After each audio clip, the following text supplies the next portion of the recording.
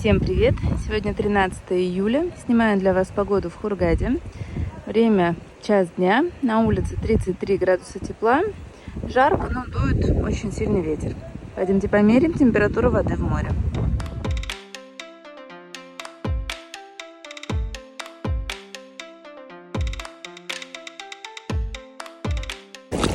Тридцать и три. Спасибо вам большое, что посмотрели видео. Ставьте лайки, подписывайтесь на наш YouTube канал, на наш Telegram и Instagram. Там много всего интересного о жизни в Египте. Всем хорошего настроения. Всем пока-пока.